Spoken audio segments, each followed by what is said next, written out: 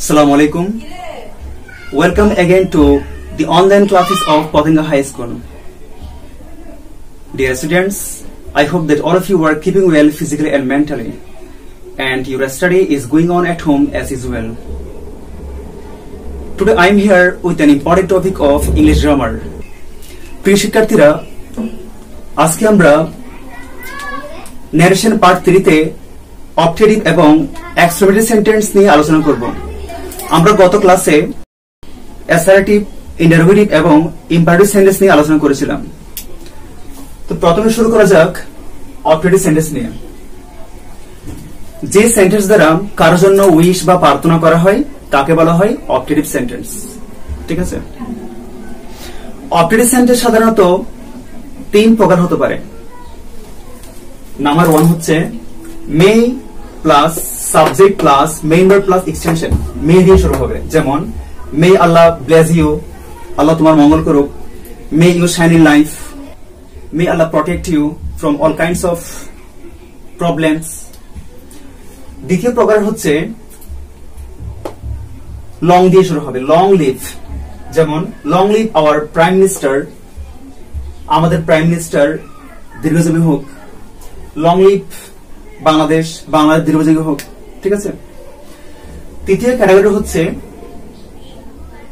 যা আমরা প্রতিদিন ইউজ করি, good morning, good evening, good night, happy birthday, happy anniversary day. ঠিক আছে? Dear students, I assure you, optative sentence is said to be one of the easiest part in narration. optative sentence narration এর সবচেয়ে একটা সহজ part. ঠিক আছে? এবার আসি আমরা optative সেন্টেন্সে রিপোর্টিং ভার্বের পরিবর্তে উইশড বা প্রেড বসে, উইশ বা প্রেড বসে। এখন কখন উইশ বসাবো আর কখন প্রেড বসাবো, এটা একটা জটিল প্রশ্ন। ঠিক আছে? খুব সিম্পল অ্যান্সার, যদি optative সেন্টেন্সে সৃষ্টিকর্তার নাম থাকে তাহলে আমরা প্রেড ইউজ করব, আর যদি সৃষ্টিকর্তার নাম না থাকে আমরা কি উইশড ইউজ করব। ঠিক আছে? তাহলে চলো দেখা যাক optative সেন্টেন্স আসলে কি সহজ না কঠিন। Direct, a man said to me, may you be happy. একজন ভদ্রলোক আমাকে বলছে তুমি সুখী হও। ঠিক আছে? may plus subject plus be, main verb plus বাকি অংশ। আমরা আগে জেনেছিলাম রিপোর্ট স্পিচে মূল ভার্ব বা অক্সিলারি ভার্ব যদি প্রেজেন্ট ফর্ম থাকে সেটা পাস্ট ফর্ম হয়ে যাবে, যদি পাস্ট ফর্ম থাকে সেটা হেড প্লাস বি3 হয়ে যাবে, আর যদি হেড প্লাস বি3 থাকে সেটা নো চেঞ্জ, কোনো চেঞ্জ হবে না। আমরা আরেকটা গুরুত্বপূর্ণ রুল শিখেছিলাম, সেন্টেন্স যেই প্রকারই হোক না কেন ইনডিরেক্টলি সবসময় অ্যাসারিভ সেন্টেন্সের স্ট্রাকচার অনুযায়ী হবে। অর্থাৎ প্রথমে সাবজেক্ট থাকবে, তারপরে অক্সিলারি ভার্ব, তারপরে মেইন ভার্ব, তারপরে এক্সটেনশন। ঠিক আছে? তাহলে a man said to me, একজন ভদ্রলোক আমাকে বলছে may you be happy। তাহলে আমরা কি লিখলাম? a man said to পরিবর্তে উইশ লিখলাম, কারণ এখানে সেন্টেন্সে সৃষ্টিকর্তার নাম নাই। উইশড দ্যাট, এরপর কি আর কি বসবে? সাবজেক্ট, তারপর অক্সিলারি ভার্ব, তারপর মেইন ভার্ব, তারপর এক্সটেনশন। এই সেন্টেন্সে সাবজেক্ট হচ্ছে ইউ, তো আমাকে বলছে সেহেতু আই হয়ে গেছে, মেয়েটা মাইট হয়ে গেছে, মেইন ভার্ব বি বসে গেছে, আর হ্যাপি। ঠিক আছে? যদি একজন ভদ্রলোক তোমাকে বলে মে ইউ বি হ্যাপি, তুমি জীবনে সুখী হও, আর এই কথাটা যদি তুমি তোমার আম্মুকে বলো, কি বলবা? একজন ভদ্রলোক বলছে আম্মু তুমি জীবনে সুখী হও, নাকি আমি যেন জীবনে সুখী হই, তাহলে যে তোমাকে বলছে এটা কি হয়ে যাবে? আই হয়ে যাবে। ঠিক আছে? আর যদি সেড টু আস হতো তখন এটা কি হয়ে যেত? আই না হয়ে উই হয়ে যেত। ঠিক আছে? তাহলে এখানে সেড হচ্ছে রিপোর্টিং ভার্ব। ঠিক আছে? এই সেড রিপোর্টিং ভার্বের সাবজেক্ট হচ্ছে a man, R shed reporting ভার্বের অবজেক্ট হচ্ছে মি, আমাকে। ঠিক আছে? যদি রিপোর্টিং ভার্ব ফার্স্ট পারসন হয় তাহলে আই থাকলে এটা ইউ থাকলে আই হয়ে যাবে। আর যদি আজ থাকে, আজ থাকলে কি হয়ে যাবে, এটা উই হয়ে যাবে, আজ থাকলে উই। আর যদি ফার্স্ট পারসন না থাকে, যদি থার্ড পারসন থাকে, যদি এটা যদি একটু দ্যাম হতো অনেক, তাহলে এখানে কি হতো, দে হতো, কি হতো, দে। ঠিক আছে। আর যদি থার্ড পারসন যদি কি সিঙ্গুলার হতো, যেমন এ ম্যান সেড টু করিম, করিমকে বলছে, তাহলে এখানে কি হয়ে যেত, আইটা হি হয়ে যেত।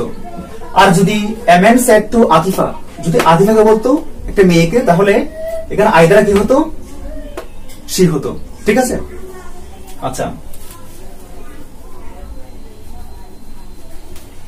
Second sentence, teacher said May Allah protect all from COVID-19. Teacher বলছে কি, আল্লাহ তারা যেন প্রত্যেককে কোভিড-19 থেকে রক্ষা করেন, আল্লাহ যেন তাই করেন, আমিন। তাহলে আমরা কি লিখলাম, সেটের পরিবর্তে প্রেড লিখলাম, টিচার প্রেড দ্যাট। এই সেন্টেন্স সাবজেক্ট হচ্ছে আল্লাহ, তারপরে মেয়েটা মাইট হয়ে গেছে, auxiliary verb, protect main verb, বাকি অংশ। ঠিক আছে। অ্যাসার্টিভ সেন্টেন্সে অ্যাস্ট্রাস অনুযায়ী হবে, দ্যাট থেকে কাজ শুরু, that plus subject plus auxiliary verb plus main verb plus বাকি অংশ।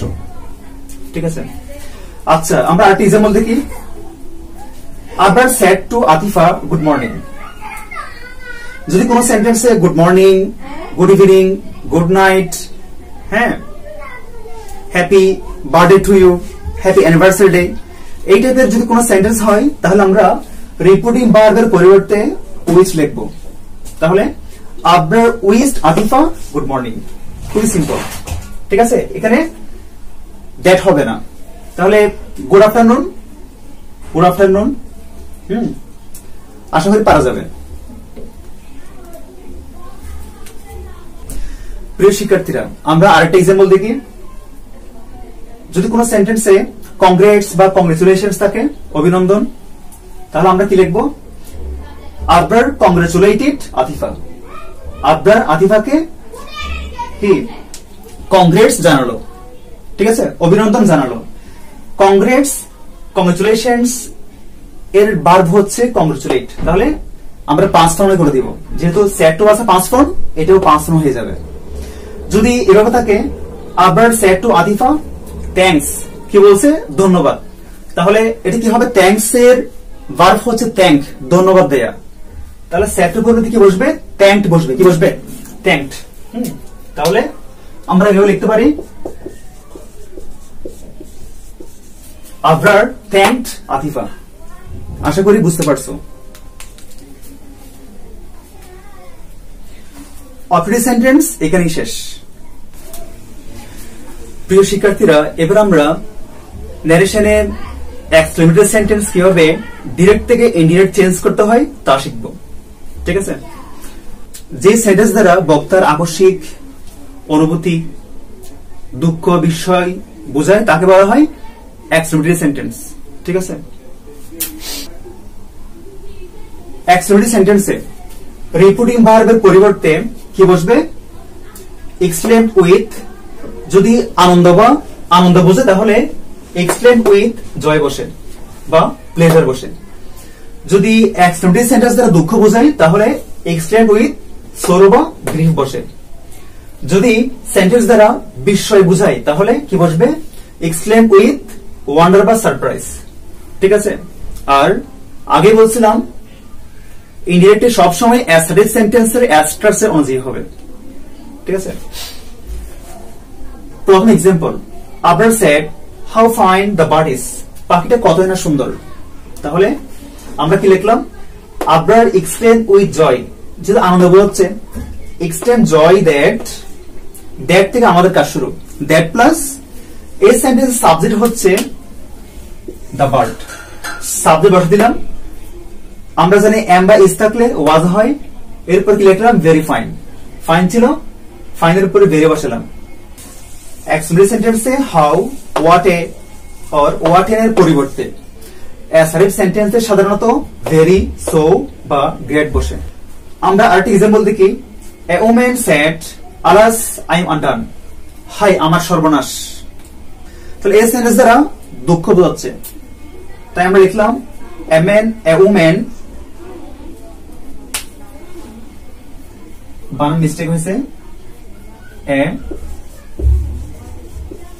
Women explain with sorrow that. এই সেন্টেন্সের সাবজেক্ট হচ্ছে আই, যেহেতু মহিলা সেজন্য সে হয়ে গেছে, এম বাই ইস থাকলে ওয়াজ হয়ে যায়, আর আন্ডারটা আন্ডার হয়ে গেছে। যেহেতু এই সেন্টেন্সে হাউ হোয়াট এ কোনো ওয়ার্ড নাই, সেজন্য আমরা এক্সট্রা ভেরি সো বা গ্রেট আনলাম না। ঠিক আছে, তো আমাদের ন্যারেশন এখানে শেষ। ইনশাল্লাহ আমরা আগামী ক্লাসে প্যাসেজ ন্যারেশনের কিছু রুলস শিখব। আর আগে বলে রাখি, অনেক কিছু মুখস্থ করতে হবে, যেমন টুডে থাকলে দ্যাট ডে হয়, হ্যাঁ, ক্যান থাকলে কুড হয়, মে থাকলে মাইট হয়। আমরা দুইটা ম্যাজিক রুলস দিয়ে ন্যারেশন সলভ করব। একটা হচ্ছে